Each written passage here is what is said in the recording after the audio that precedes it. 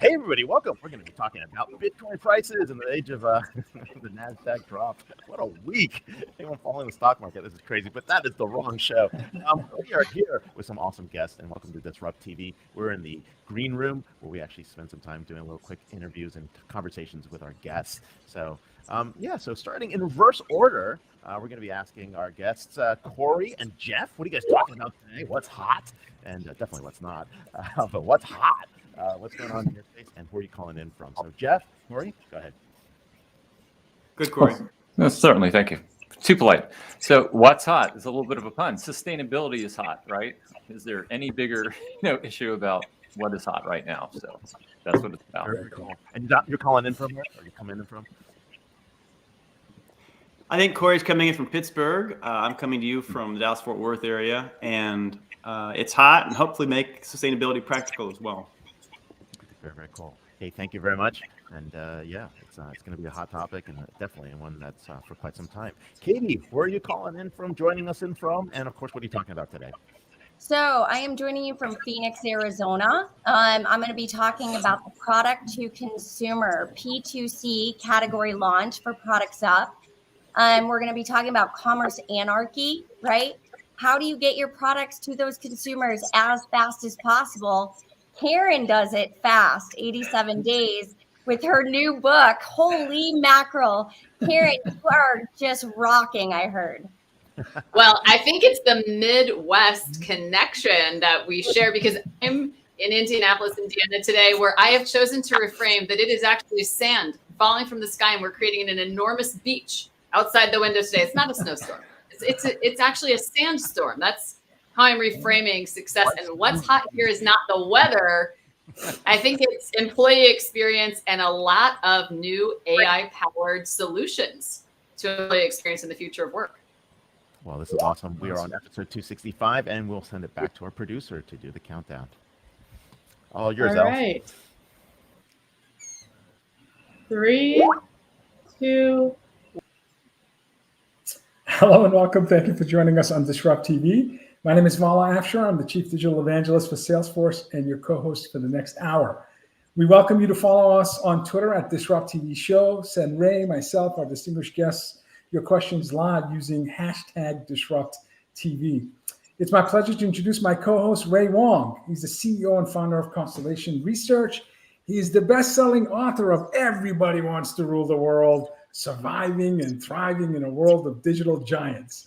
Ray's a regular television business and technology news contributor. You can find him on Fox Business, Yahoo Finance, CNBC, Wall Street Journal, and more.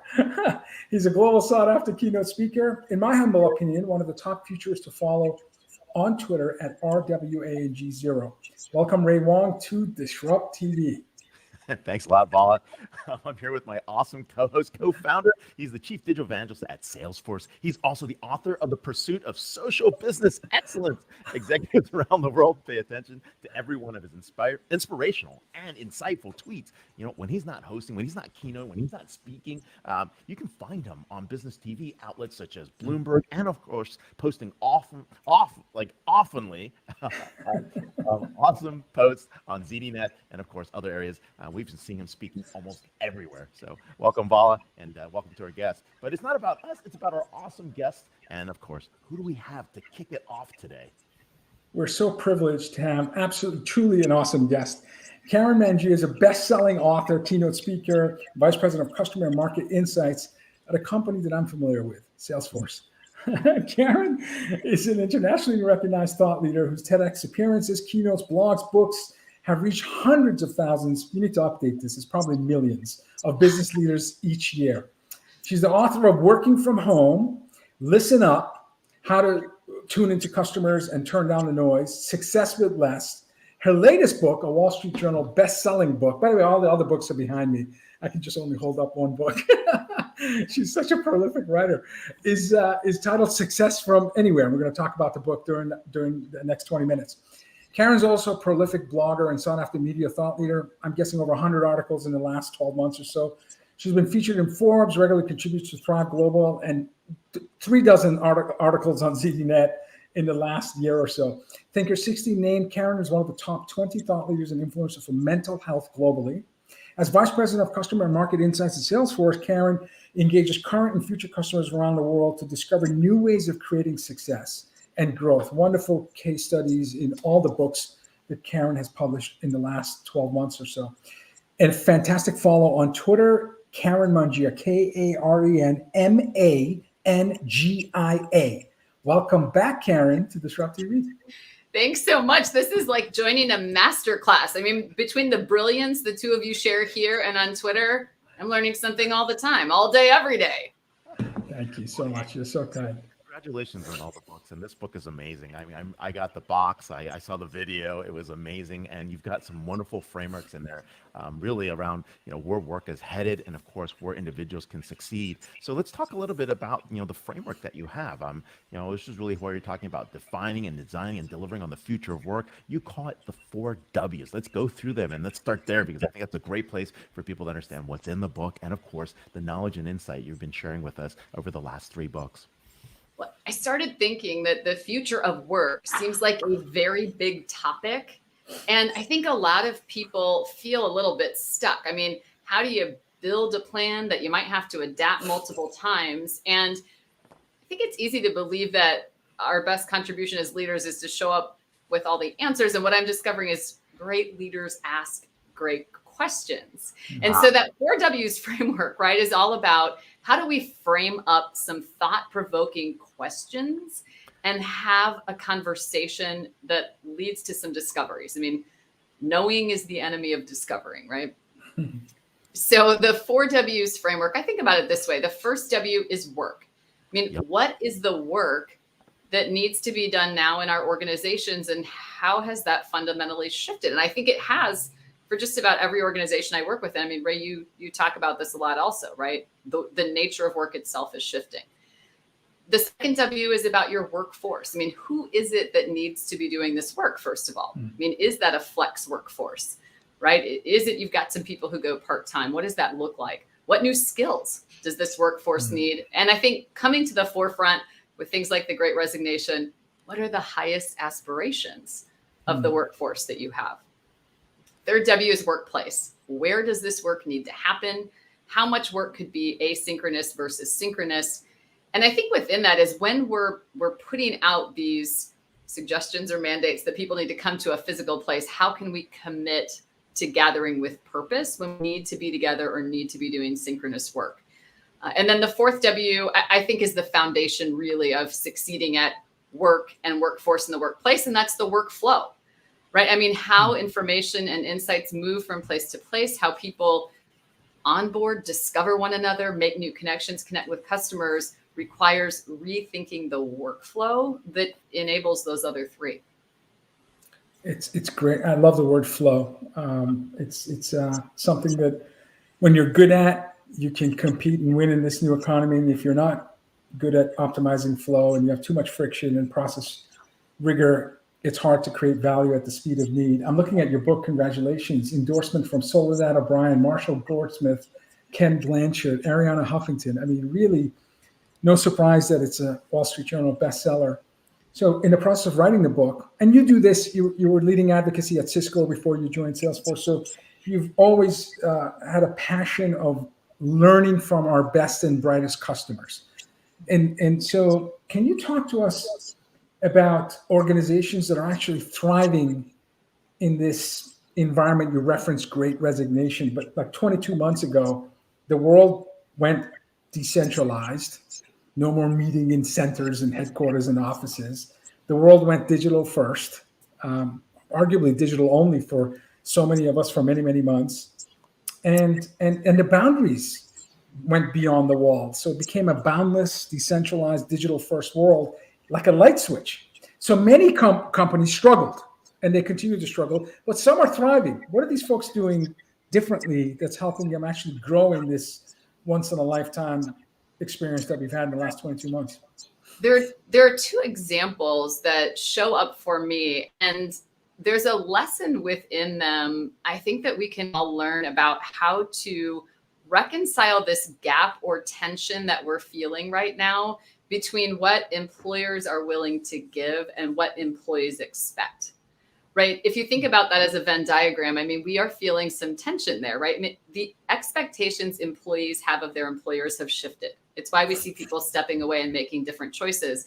And what I love about these two organizations and the practices I'm going to share is it looks in the direction of how to solve and close that gap in a way where everyone can win. You know, we rework work in a way that matters and looks in the direction of more meaning and what people want, which I think is more of what matters, not necessarily always more pay, more PTO, more perks, and the kinds of playbooks we've used in the past. So the first example that shows up for me is General Mills.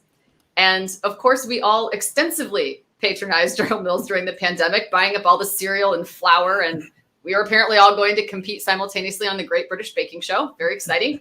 I mean, these were essential workers. And in not surprising news, they reported a high degree of burnout. And well-intentioned leaders said, we should do something to address that. And they rolled out a program. They said, we hear you, you're burnt out. Here's some extra PTO. And they were perplexed when only 8% of their employees opted into that offer. So think about that, 8% out of 10,000. And so they stepped away and thought to themselves, what might we be missing? And so they got very curious. They did a lot of deep listening with their employees about what might show up as a benefit. How could we combat burnout? And they also took the very smart step of engaging an organization that is expert in neuroscience, you know, how our brain works to light up rewards and motivation. And so they went back in 2021, General Mills, to the same workforce, and they said, you're burnt out. Your wellness is top of mind. We hear you. That's why we are offering the Gift of Choice program. And within the Gift of Choice program, you'll have 3 options. Number 1, more PTO. Number 2, more pay, so literal cash. Number 3, donation to a not-for-profit of your choosing. Within 24 hours, 85% of the employee population had opted into the Gift of Choice program, right? So they're already on their way. I mean, 8% to 85% is a significant improvement. And guess what the number 1 choice was? I mean, out of more PTO, more pay, donation to a not-for-profit, what do you think it was? You're smart people. And the guests can guess too.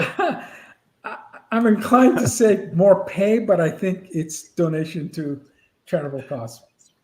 Yeah, same here as well, which is really surprising. Paradoxically, it's more PTO.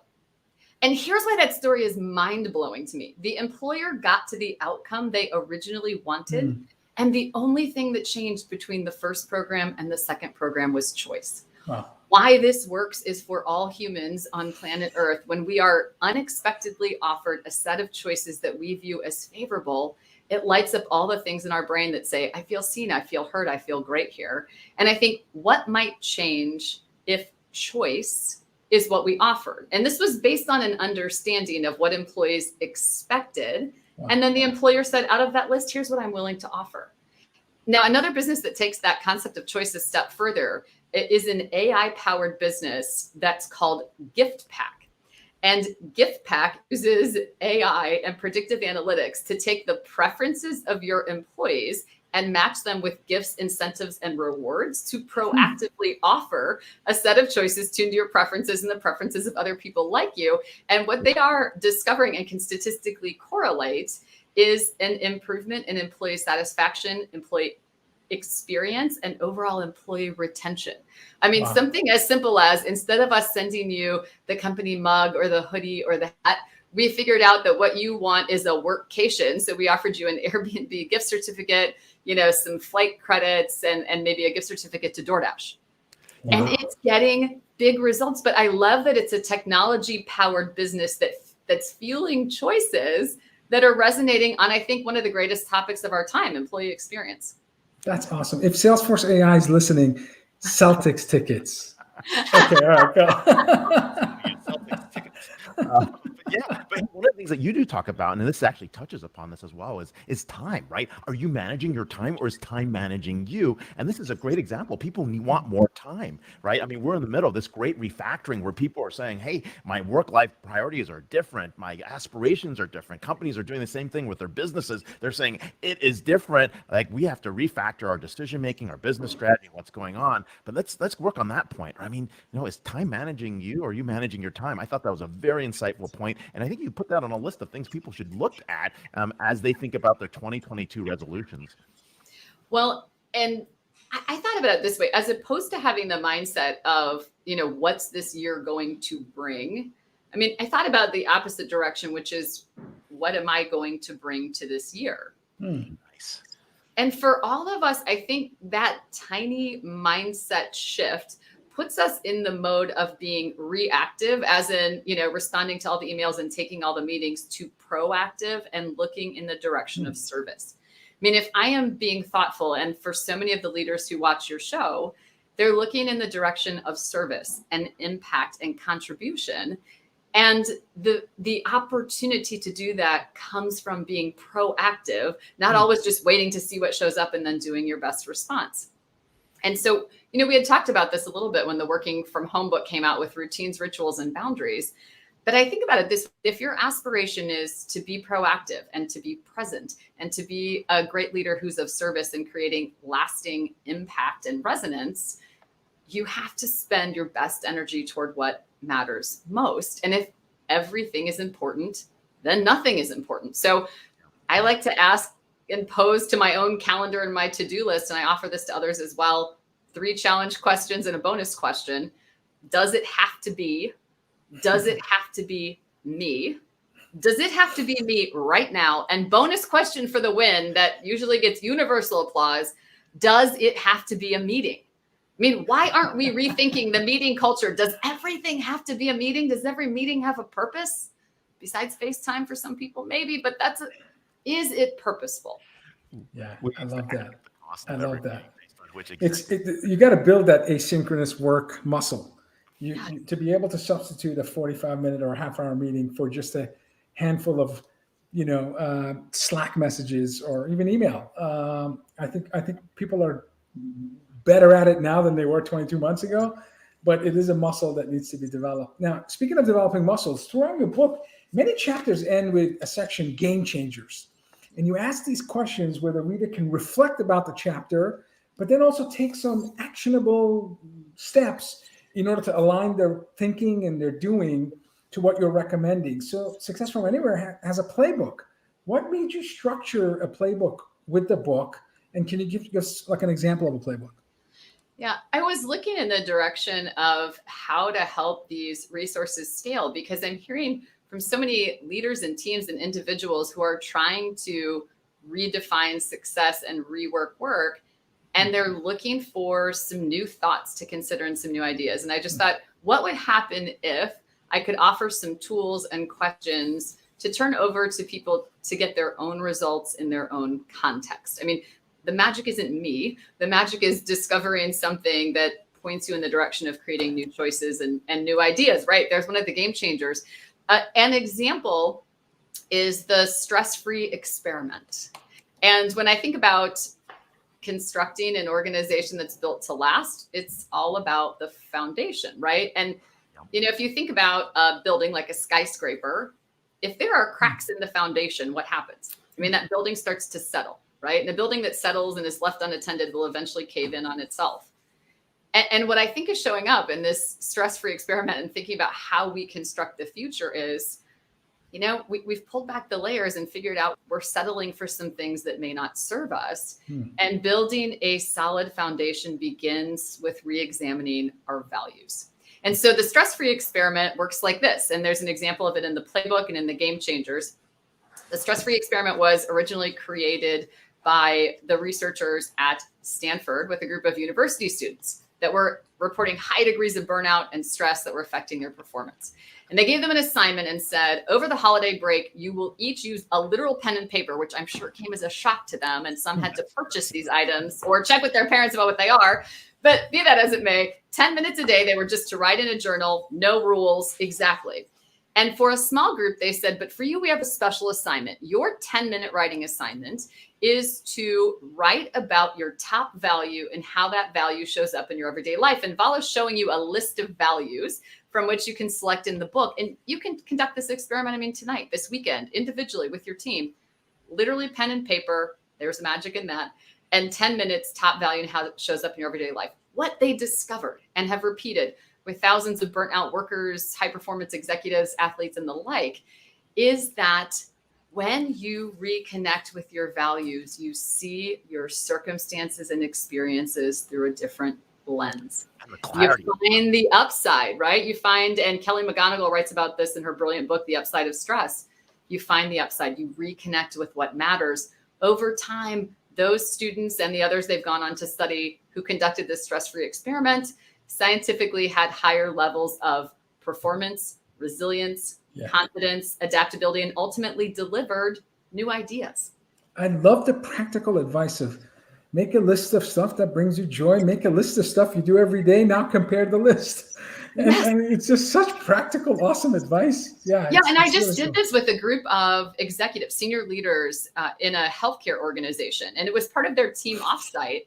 And they each spent 10 minutes individually writing about the top value they wanted to show up in their work life, like in the life of their culture. And then we did a compare and contrast. And it was interesting to see where values like trust were pretty consistent.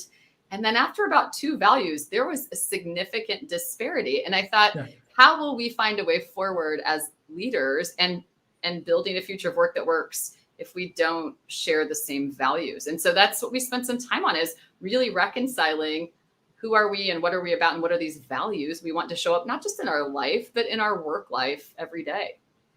Terrific. That's amazing stuff. Hopefully you guys can hear me okay. And we're with Karen Mangia, best-selling author, keynote speaker, and VP Customer Market Insights at Salesforce. You can follow her on Twitter at Karen, Mangia, and check out the playbooks and Success from Anywhere. Pick it up from anywhere where you pick up books. And of course, this is a best-selling book. So congratulations. Thank you, Karen. Thank you both. And thanks for your support on the book and forming ideas and for having this thoughtful forum for us to all learn from together. Thank you. You're awesome. Thank you, Karen. Cheers. Super smart. Wow. Great book. Highly recommended. Okay. Our next guest is also going to expand our mind. Katie Moro, Director, Managed Services, Regional Manager, North America, ANZ at Products Up. Katie is responsible for working directly with Products Up customers to help them overcome commerce anarchy. We're going to learn a new term, commerce anarchy, by streamlining product information value chain management. With over 12 years of experience in digital advertising, Katie has developed skills that include building trust, report, and cross-functional technical teams, putting the customer first, and managing time-based goals through prioritization and sequencing.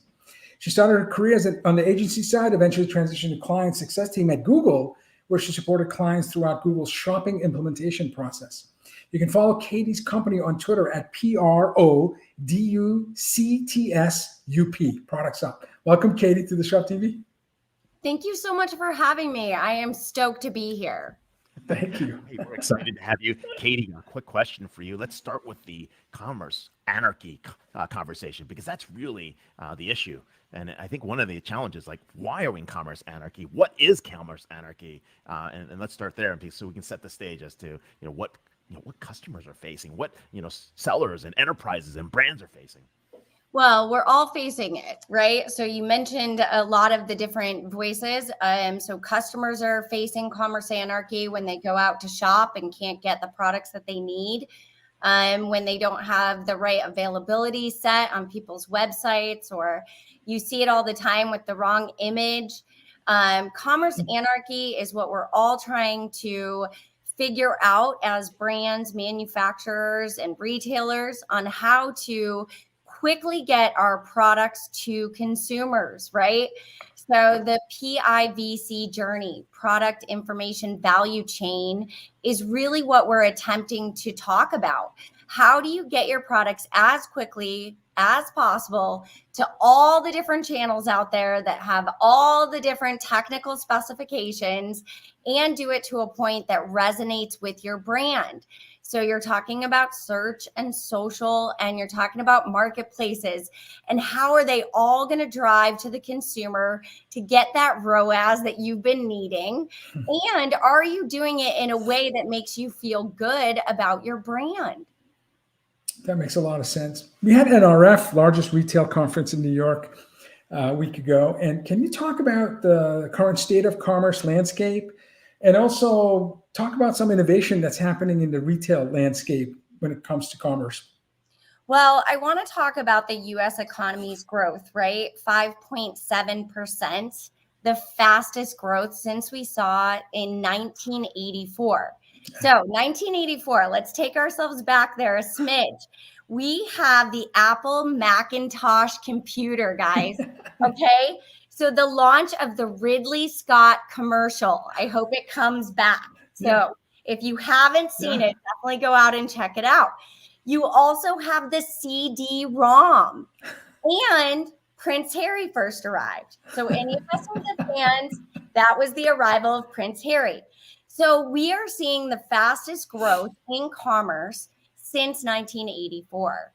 And in that, the complexities, right? You look at this Macintosh commercial and you even look at the computer itself, and it almost is comical, I will tell you. So now I'm hosting virtual conferences in the metaverse, right? 150 people. And in that commerce space, what if I wanted to purchase a shirt from my company, right? So I want to get my branded logo shirt in that conference. That is the ever-changing landscape that we are facing. How does Apple get their iPhone in IKEA's furniture room in the demo space, right? I want to buy that iPhone sitting on that desk too.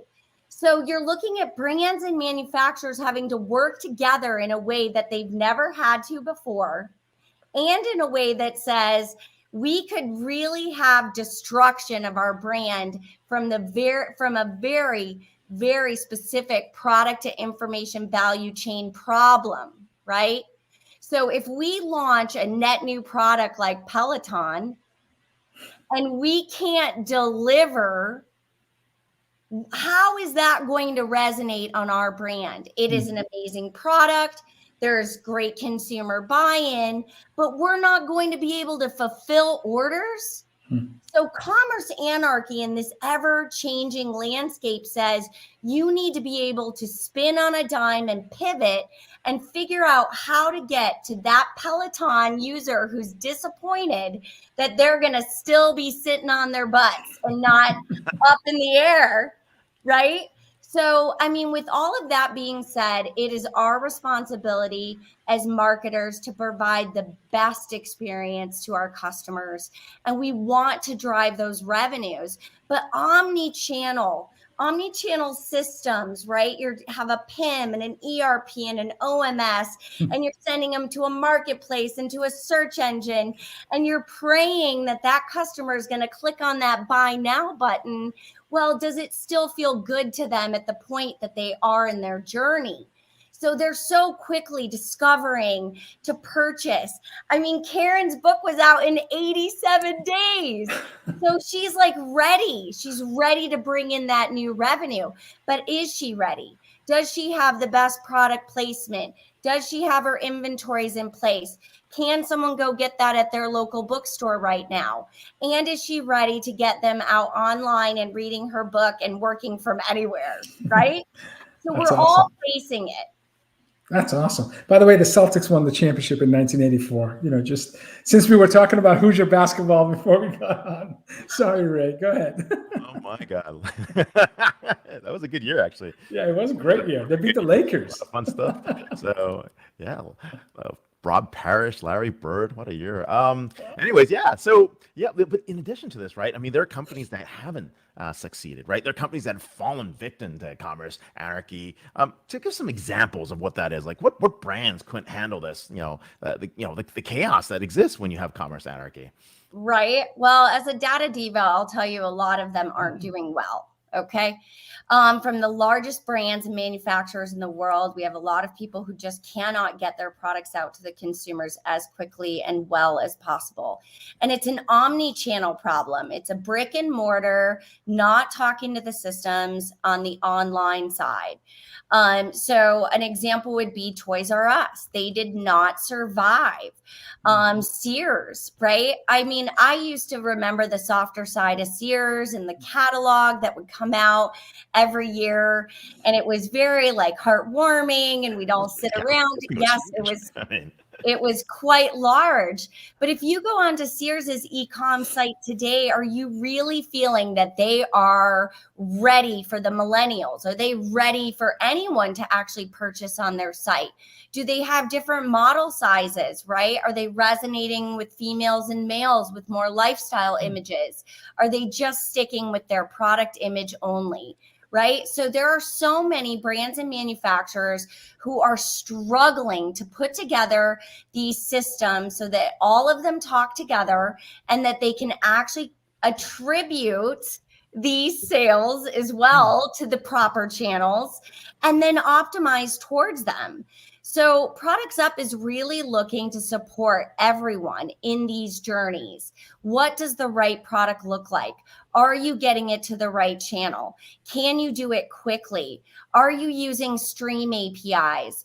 Are you sending out delta calculations? Are you continuing to syndicate out every product to every channel? And why? Why? Is that where your consumer is? So we really want to come in and consult with these L'Oreals and IKEAs and everyone and say, look, we can support this journey. We can tell you what products are working and what channels. We can connect all of these systems together from the JSONs to the XMLs, and we'll talk data to you. But at the end of the day, we want you to know we think about the consumer's journey and that, you know, that's what's going to be the most important. Are you on the shoppables? Are you doing YouTube? I just got my first request for a Twitter feed. You know, Twitter's been out there advertising for 8 months and nobody asked for a Twitter feed. So I was like, wow, here we are. It took 8 months for someone to actually want to send products to Twitter. Wow. So in these fast-paced, you know, marketplaces opening up in the middle of the night, how are you going to be ready and how are you going to be prepared to show your products where they need to be? No, it's a great point. You got a bomb cyclone coming, right? I need shovels and gloves and you know. That's us. 28 inches in the next 24 hours. Thanks. 28 inches. Oh my Dialing God. in from Boston. Oh my gosh. Yeah. Well, Katie, you mentioned Twitter. You mentioned social like YouTube. We had head of software innovation from Accenture on our show last week. And Accenture predicted that we'll go from 492 billion in social commerce that originated from social channels, to 1.2 trillion in the next 3 years. So a tripling effect in the next 3 years of social commerce, which is stunning.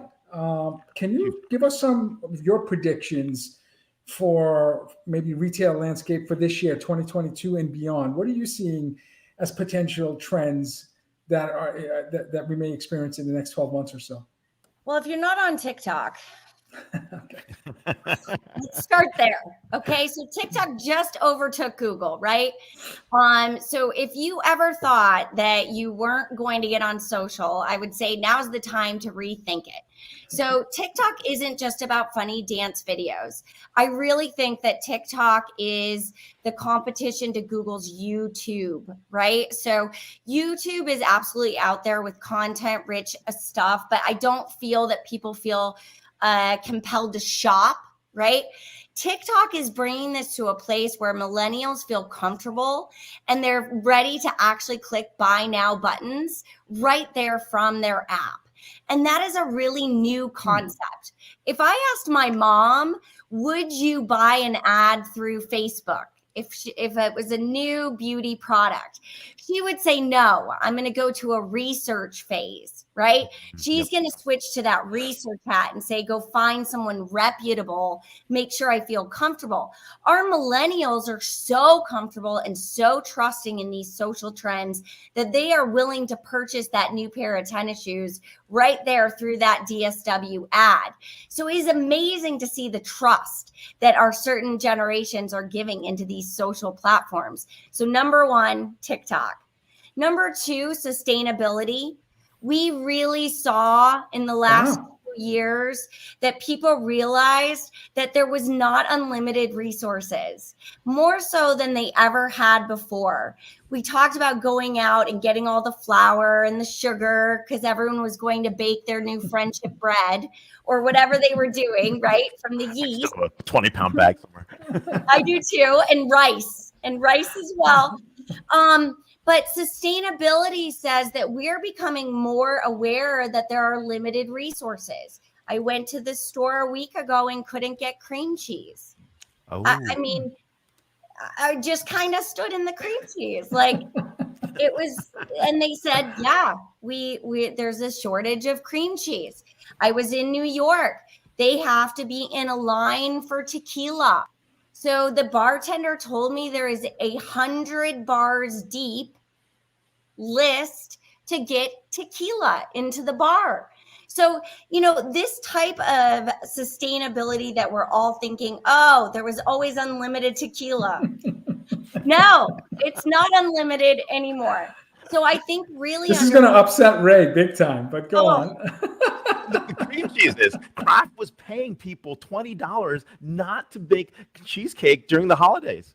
Yes. I mean, this is the craziest thing. You're like, what the heck was going on? So Absolutely. So not cream cheese, but sustainability and an awareness, right? I mean, I know that we all think, yes, absolutely, there's always going to be butter and bread, but there's not. And I think we all felt that in a way that we had never felt in this generation, right? In this 50 years.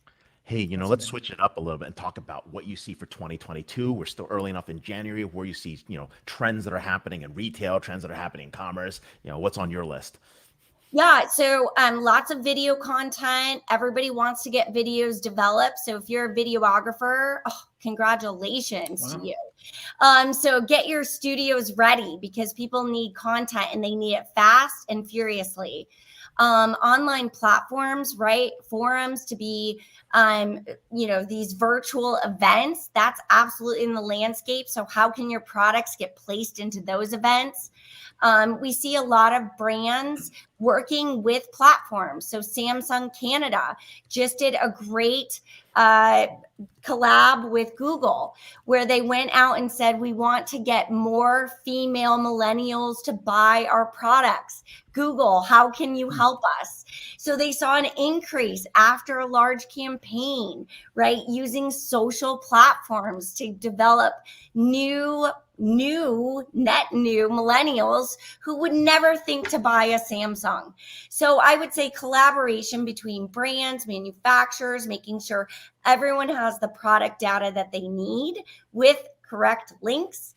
And then shoppables, live TV, QVC is back. But it is all over. And so if you liked it back then, it is definitely here now. Wow.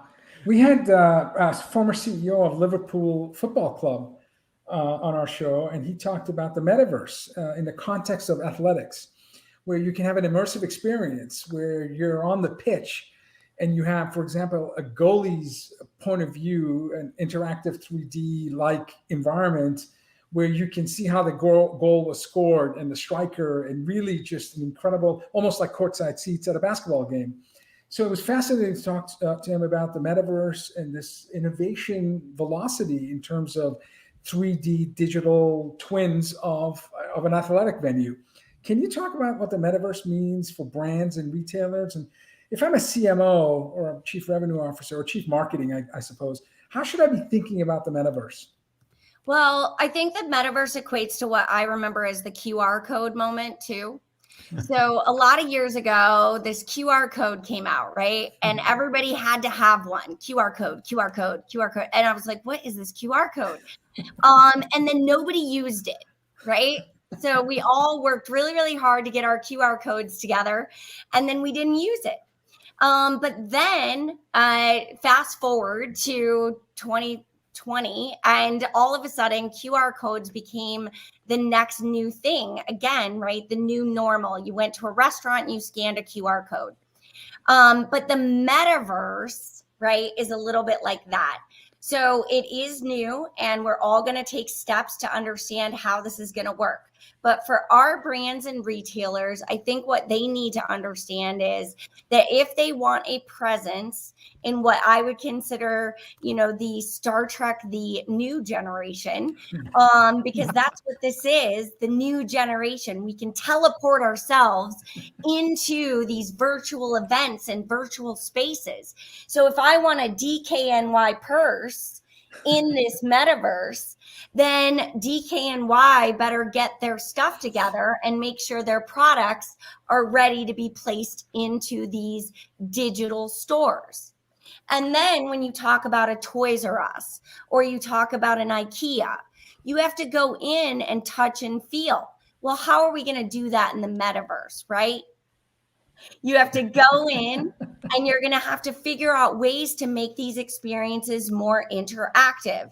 To your point, can I sit on it, right? Can I be in it? If I have a set of goggles, can I be in the room and walking around as opposed to using a webcam? So then we got to look at, okay, VR technology. How are we going to keep up?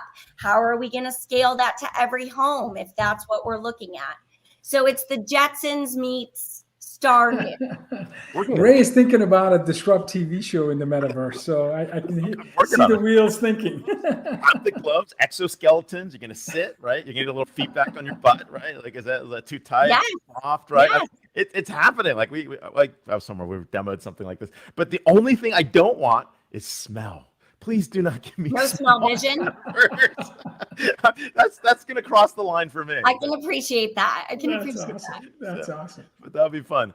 Well, hey, this is awesome. We are talking to Katie Moro, Director of Managed Services and Regional Manager North America for an ANZ at Products Up. I hope we get to visit ANZ.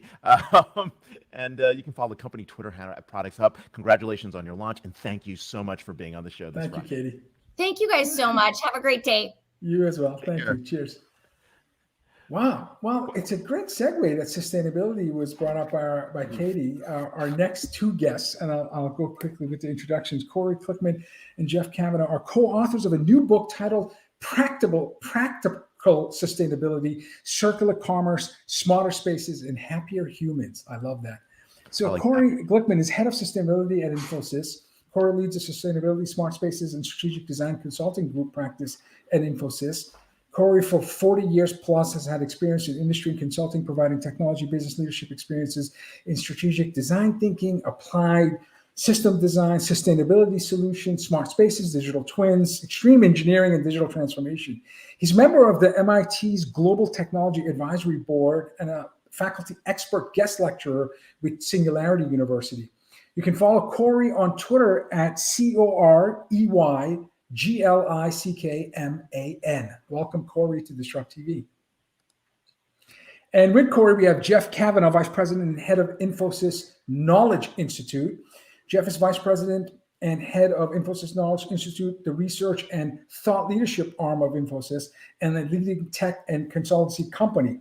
Jeff is an adjunct professor at the Jindal School of Management at the University of Texas, Dallas, and author of the books The Live Enterprise and Consulting Essentials. Jeff has been published in Harvard's Business Review and other leading business publications. You can follow Jeff on Twitter at Jeff KAV. Jeff KAV. Welcome, Jeff, to DisrupTV. Glad to be here. Thanks. Must have Thank been you. early. Thank you for having me both. Yeah, and if everyone gets unmuted, we should be good. Just making sure everyone's all right. This is a really hot topic. We just published a book, Big Ideas Around ESG, a book of ideas in terms of like what's out there in terms of what's happening. And this is one of the hottest topics. Every company is starting to look at this and understand what's going on. But why is sustainability such a hard problem to solve, right? I mean, Corey, Jeff, like what's driving this? Like, it could be obvious. Like, why can't we get to it very quickly? Oh, it's such a complex thing, but I think we're finally reaching, quote, that asteroid is about to hit the planet moment, right? So we're finally, yes, guess what? I can't get that cream cheese we're talking about, or the fact that I can't afford a car that isn't electric powered, and I'm cringed at if I have straws with paper at the table. There's at that level. And then from the other level, it's saying, if you don't know what cryptocurrency means, and if you don't have an ESG portfolio, then you're not going to make it through here. And who's setting the rules across here? Exactly. So we're at this point now where it's recognized that we have to get this right. Guess what? The planet will still survive. We may not survive in the way that we think we will, but the planet will survive. And we're just not going to have everything we thought we had before. So there's this very short window of time, for whatever reason, that says we must get something under control. And there is why it's practical and why we talk about this.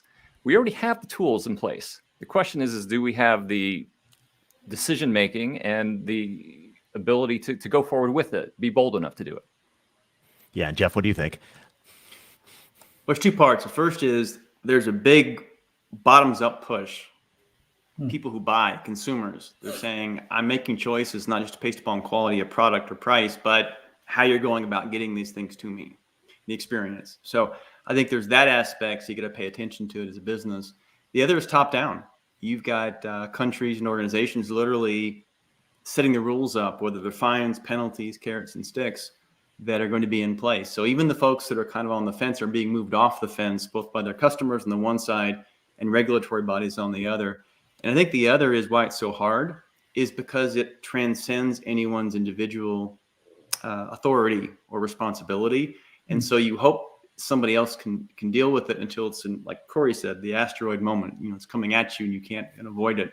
That's why it's hard. Good news is finally, kind of like that QR code moment before, these things have emerged, and now it's a matter of how do we put them together and actually do something.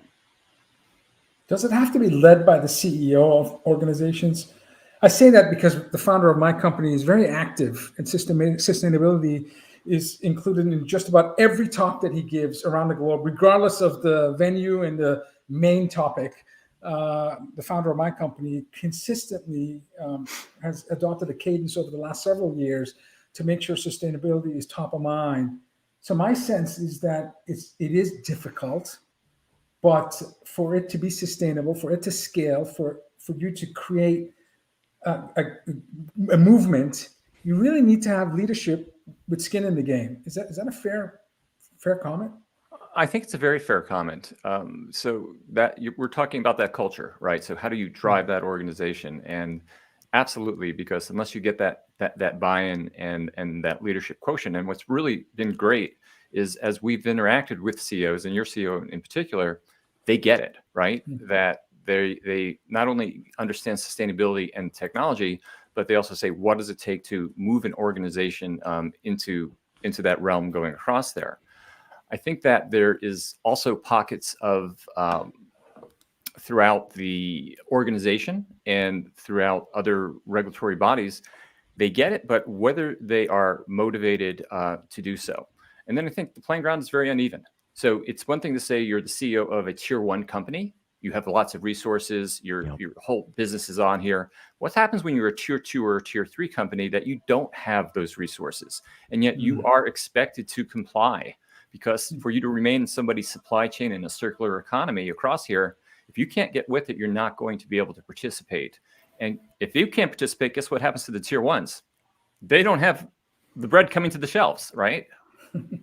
Yeah, and a lot of this is data driven, right? To be able to get here, right? I mean, we're trying to capture information and insights. We're trying to find correlations. We're trying to figure out how we're doing, how we can improve ourselves. And so tell us about why you wrote this book, Practical Sustainability, because, there's a lot of information and insights here. It's not like, hey, this theoretical thing is showing up, great. Well, what do we do about it? I mean, you guys get back to the data, you get back to the science. You talk about how people can be successful here. Corey, Jeff, like what was the inspiration behind the book? So the inspiration behind the book and why we ultimately called it Practical Sustainability is we were fortunate enough to come out of an environment that, guess what, our company of 270,000 individuals that we work for, we're carbon net neutral now for 2 years, including our scope 1, 2s, and 3s. So you're talking about 53 countries, 270,000 employees. Yes, we're more digital than most companies. It's different if you're a large materialistic company, but we have a lot of travel. We have 50 million square feet of buildings that we take care of. So we have a huge footprint. Wow. So if we're able to do this 10 years ago, say we're going to take 10% of carbon out year over year and actually hit that marker within a 10-year period. And guess what? Doing this without buying carbon credits. Not that buying carbon credits is bad because that runs the economy, but being able to do it through technology, through the data components. we ask ourselves when we see these markers that say 2040, 2050, even 2025 or 27, we're going to get 30, 40% there. We're saying if we could do this based off of technologies that we did then and that we're doing now, why can't companies or countries move forward in 5 years or 7 years? And we just really asked that question. So we looked at the frameworks, we talked to lots of leaders, and the fact of the matter is that 50% of all of the sustainability quotient problems could be solved in 5 years based off of what we currently can do right now. Wow. That next 30%, it's more difficult to do, but you can get there. And the last 20%, we'll see if we get there. But if you can solve 50 to 30%. So when we focused the book on practical sustainability, we looked at a couple of elements. We said, it's a wide field. We got to look at circular commerce because we got to make sure we get the goods in there, and that if the economies don't work and we don't understand those values, nobody's going to invest and companies won't survive or governments won't make decisions. The second point was saying, you got to look at buildings. Why is it so specific about buildings? Buildings are 40% of the footprint on the planet with sustainability. So even if you were to solve everything else and you still didn't solve 40% of the problem, we're all screwed, right? Yeah. That's just the way it is. Yeah. And the fact of the matter is that buildings have this, we spend 90% of our time in buildings, 7% of our time in transportation or cars, 3% outside. That's a sad state, but that's the way it is. So you've got to fix the buildings. It addresses, much what the other two guests were talking about across there.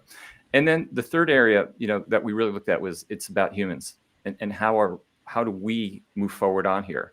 And it's really interesting as we look at, we heard a bit about the future of the workplace and making people be happier and more productive across here.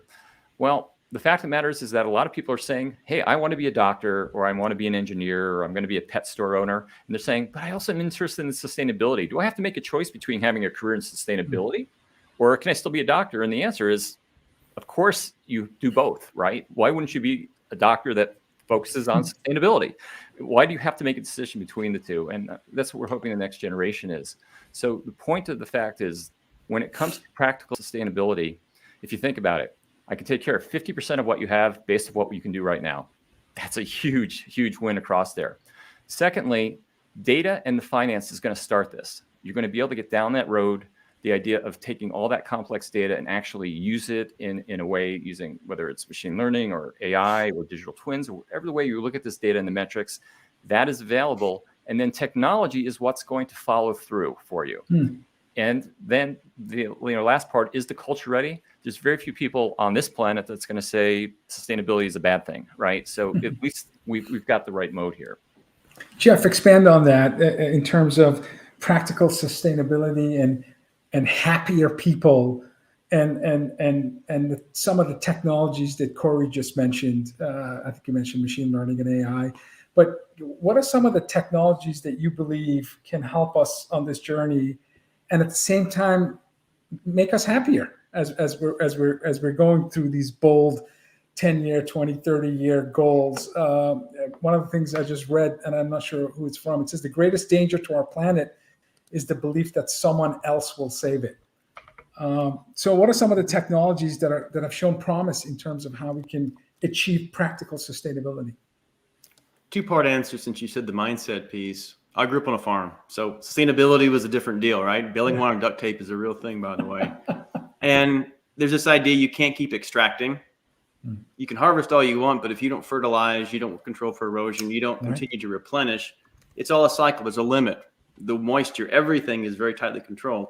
In fact, by adjusting for the science, guess what? Our productivity in farmland has grown up 100 times. Yeah. So that was something drilled into us. And plus an appreciation. You're connected to something. Before the guest talked about sense of purpose. Well, that made sense. So I think if you carry that forward back to the mindset, the technologies that allow that human mindset and purpose to connect to something that's not so human, a little bit more digital, that's important. So for example, buildings, let's start with that. Think about Maslow's, we all often refer to Maslow's hierarchy. Well, let's appear to it here. Well, it isn't just about how productive you are, how many clicks. Guess what? We found out, COVID did teach us, that worker safety is actually a real thing. Health, my goodness, just footprint, traffic, temperature. We're using tech in a way that people feel safe, not just safe from, times of violence, literally healthy safe. So that goes back to happier humans. The other aspect is being able to reduce those barriers. So if your building is aware of what you're doing, or the extent to which you can interact, and you don't have to burn a lot of energy doing so. Yeah. By the way, sustainability isn't just about the power grid. It's about this grid too. It's about, are you burning out, right? Yeah. For example, do you want to fire all your people because they don't know the next version of whatever computer language and hire the next crop of graduates? No. The point is, there's a sustainable workforce. There's learning. And so I think that's the part of the human, the human aspect that we wanted to include, because the tech, think about it. It's almost like you go back to organs. You got your brain, you get your hands, your feet, and your lungs. Well, guess what? Your brain can think, but you have to have the senses, right, coming in. Yeah, sure. And you have to act and do. So sense, act, analyze and respond. And I think that's the practical part. Let's deconstruct what we can know. And Corey and I are fortunate that we're working with over 250,000 people who execution is, woven into the DNA. And so by being able to count on certain things and then build the system of systems, how they're arranged, I think that's that next step, is that now computational power, as well as maybe human enlightenment, has reached the point we're ready to take advantage of all these components.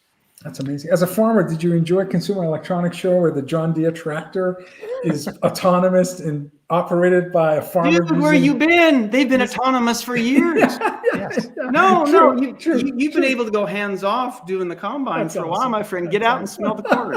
I got to visit more farms. I do. I agree. Yeah, combines were 14 where I grew up, but hey, back to Vala's point. I mean, that quote from I think it was Robert Swan, the man who was in both North Pole and South Pole, was right. I mean, that guy went through a lot of obstacles. You guys talk about obstacles that are happening in practical sustainability, and really in terms of what's going on. I mean, what are some of the obstacles that people will face, right? I mean, what should executives expect?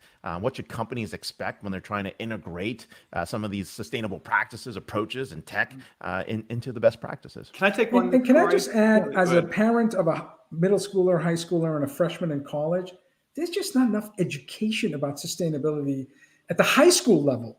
Like our mindset is there's abundance, and there's a level of wastefulness that I see with my own kids and their friends. And I just feel like this is just not, it's a big enough issue that should be tackled, frankly, in middle school, in my opinion. But sorry, I didn't mean to. If I could just jump in on Corey and start this one. I love this comment I heard before about this fallacy of marginal thinking. So the ideal of capitalism, it's hardcore, most mercenary, is that squeeze that last quarter, that next increment, and be productive. We're all efficiency minded like that to some extent. The problem is you've got to pour some concrete sometimes, where you have to get a foundation established. And I think that's where the senior leadership, or getting to the point where you take that step and then the marginal things can happen. And I think that's one of the reasons why it hasn't come about as fast, is because people all think, well, if I do X, I don't get Y. Well, you might have to put in X as a foundation, which allows you the platform to do Y, Z, and on and up. And Jeff, it's the culture. We have a short-term mindset, not a long-term mindset, and that's really what drives that. And that quarter-to-quarter EBITDA culture doesn't allow you to build in the foundations that are there. So, but hey, Corey, you're about to say something. Sorry. Yeah, I'm really interested in the whole metaverse component, because I read Snow Crash back in 1984, right? So here we are. And I actually met Robert Swan 2 years ago. We've had good discussions about things, but as people start tuning out, right? I've got a dual problem with metaverse right now, because I've got older teen sons now and daughters, and they're already too much gaming and not being in the real world. Roblox, so this is the generation we're betting on right now. Yeah. And now they're being tempted to even disengage more with the physical world around them. That says, okay, what matters is what I do here, and this is where we're going, whether it's commerce or whether it's where we feel well and things like that. And then I'm looking at the other side of it, saying more computing power, more cloud, more services, more edge computing in order to power this and that whole side of the economy. And what's really frightening to me is that when we think about all of our smartphones, I was at a Verizon store the other day and I showed up my phone. I said, "You want my old phone?" They said, "No, go keep it." I'm like, okay. I mean, so I've got another device. So how many more devices are going to be distributed and sold through here? But there is no plan, right, to repurpose these or to make better with these coming across here. And I think that you'll have a group of individuals in this next generation that have more knowledge than they've ever had before, more skills and data available to them. But will they choose to really interact in a physical world as opposed to a promising meta world, the way things are right now? And will all of the proliferate devices and things that were going to be sold with this, what are going to end up with those? And how are they going to be manufactured? Because I don't think we're thinking of saying that when I start to think about designing a product, will it be reused? Will it come across here? And those are big questions. Those are big questions. During our show, the last hour, if my math is right, Apple would have sold 28,000 iPhones just in the last hour, based on the latest numbers that they just published. So yeah, it's on the Apple side is it's the sustainability and the reuse of components that Apple's been doing has been pretty impressive. Yeah. But where are the old phones going, Ray? Because I can open my drawer behind me and I've got a handful of old phones. To repair, you got to be able to go in and service them. And service them and see what's going on. But 1984, what a great year. Where's the beef and sustainability? That's right. Right? What a fun year. Hey, thank you so much for sharing just a little glimpse of the work that you've been doing. It was wonderful seeing you guys at the Emphasis event at Madison Square Garden in New York in November. I think we got a lot out of that. That was definitely a hot theme as well among executives. We are here with Corey Glickman, head of sustainability at Emphasis, and Jeff Kavanaugh, vice president and head of the Emphasis Knowledge Institute. We're so excited to have you here. You can follow Corey at Corey Glickman, and you follow Jeff at Jeff Kav. He was probably early on Twitter. Hey, thanks a lot. Yeah. Thank you. Thank you, Ray. Congrats on the new book. Thank you very much. Keep learning, keep sharing. Yep. Love that. Love that. That should be our motto for DisrupTV. Keep learning, keep sharing. And we got to do a metaverse. You and I got to create an avatar of each other. Make sure our guests have their avatars and just do a exoskeletons and the haptic gloves and like that's awesome. Helmets. I bet you didn't know, or maybe you do, that next week is our 6-year anniversary. Whoa. Did you know that? No, I did not know that. I wasn't paying attention. Episode 266. 260. And it's our 6-year anniversary. And if you recall, our second guest on our show was Crawford Del Pret. Oh, he was who great. At the time was the chief research officer at IDC. And today he's the president at IDC. And he'll be our first guest next week on our 6-year anniversary show. By the way, by next week, we have had 817 interviews. Who's counting? But 817 interviews. Divide that by 6, and we do well over 100 interviews a year, which is pretty awesome. We have Des Dearlove and Stuart Craner, co-founders of Thinkers 50. So they're going to be on the show. It turns out, Ray, that in the last 12 months, we've had 16 of the current 50 Thinkers 50 on our show. So almost or more than a quarter of the Thinkers 50 on the 2021 list have been on our show the last 12 months. And we have Frank Slotman, CEO of Snowflake and author of Amp It Up. So get your popcorn, put on the seatbelt, because next week's show is going to be just as good as this week's show with four incredible. I don't know how I'm going to squeeze that in an hour, Ray. You're challenging me with 4 incredible guests like today in an hour. It feels like we're spending a minute with them. But anyway, we'll do our best. Your closing thoughts on working from anywhere, commerce that's frictionless, and practical sustainability. All I can think of is, there's been so much movement. This is the great refactoring that we're talking about, right? From sustainability to how people view where they work, what they have to do in terms of getting commerce in the hands and products in the hands of people. We're rethinking things, right? This is not a reset. This is not a new normal. This is a complete refactoring by the time we're done. I remember the post I put out in the 20s, like 2020s, it's going to be like the roaring 20s. Boy, was I wrong. But hopefully the end of 2020, by the time we get through this year and the next year, it's going to be awesome. And maybe like 1984, a few facts about 84. Yes, Apple, 1984 Mac commercial, but Richard Branson brought back air travel with Virgin Atlantic, and Purple Rain also kicked off, and the longest game in MLB history, I think it was White Sox Brewers, was in there along the mix. So anyways, bringing 1984 back to a close and taking us back into the 2020s, it's going to be an awesome awesome decade, and I'm really looking forward to getting out of all this mess. So, hey, thanks everyone for being here. If it's Friday, it's DisrupTV. Catch us 11 a.m. Pacific, 2 p.m. Easterns, most Fridays, and of course, catch all the replays on SoundCloud, on Apple Podcasts, on iTunes, a whole bunch of other things, and of course on Twitter, and of course on LinkedIn Live. So thanks a lot for paying attention, and of course, send your guests, send your suggestions, and we're very thankful. Thanks, everyone.